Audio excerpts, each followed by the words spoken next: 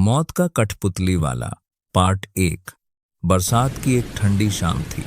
आसमान में काले बादल छाए हुए थे, बिजली बार बार चमक रही थी और तेज हवा पूरे सोनगढ़ गांव में अजीब सी सीटी जैसी आवाज पैदा कर रही थी।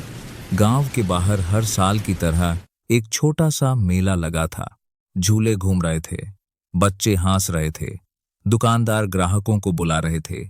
लेकिन मेले के सबसे आखिरी कोने में एक ऐसी दुकान लगी थी जहां कोई जाने की हिम्मत नहीं कर रहा था। वह दुकान बाकी दुकानों से बिल्कुल अलग थी।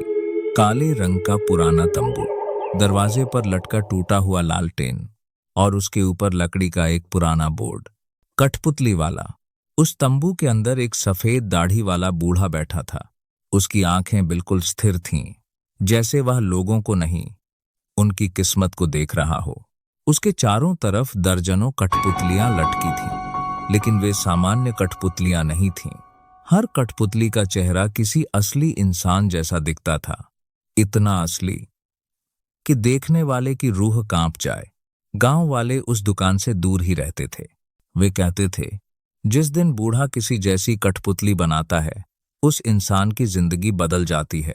कुछ लोग इसे अंधविश्वास मानते थे, कुछ इसे श्राप, लेकिन किसी ने भी कभी सच जानने की कोशिश नहीं की। उसी गांव में आरव नाम का 24 साल का एक लड़का रहता था। आरव शहर में पत्रकार था। उसे भूत, प्रेत, आत्मा या श्राप जैसी बातों पर बिल्कुल विश्वास नहीं था। वह सिर्फ सबूतों पर भरोसा करता था। इस बार वह छुट्टियों में अपने गांव आया था।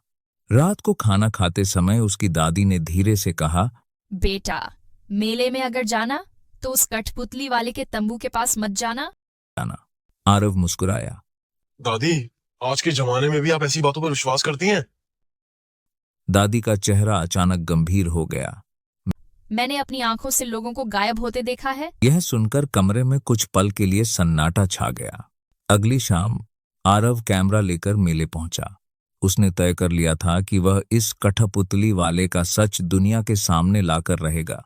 भीड़ के बीच से गुजरते हुए वह मेले के आखिरी कोने तक पहुंचा। जैसे ही उसने तंबू का पर्दा हटाया, अंदर बैठे बूढ़े ने बिना उसकी तरफ देखे कहा, बहुत देर कर दी आने में, आरव। आरव वहीं रुक गया। उसने अपना नाम तो बताया ही नहीं था। फिर इस बूढ़े को उसका नाम कैसे पता था? उसने धीरे से पूछा, आप मुझे जानते हैं?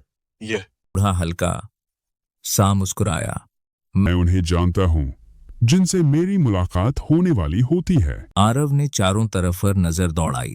दीवारों पर लटकी कठपुतलियों के चेहरे देखकर उसका दिल पहली बार जोर से धड़कने लगा। उनमें से कई चेहरे उसे गांव के लोगों जैसे लग रहे थे। कुछ चेहरों को वह पहचान भी गया, लेकिन हैरानी की बात यह थी कि वे लोग तो अभी जिंदा थे। तभी उसकी नजर सबसे ऊपर रखी एक नई कठपुतली पर गई और उसके पैरों तले जमीन खिसक गई।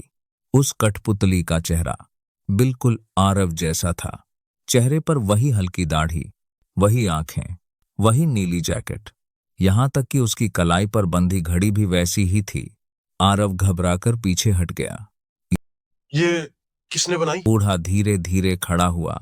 उसने कठपुतली की तरफ देखा और बस इतना कहा, इसे मैंने नहीं बनाया, यह अपने आप बनकर आई है। इतना सुनते ही तंबू के बाहर अचानक तेज बिजली कड़की और उसी पल आरव जैसी कठपुतली की गर्दन अपने आप उसकी तरफ घूम गई।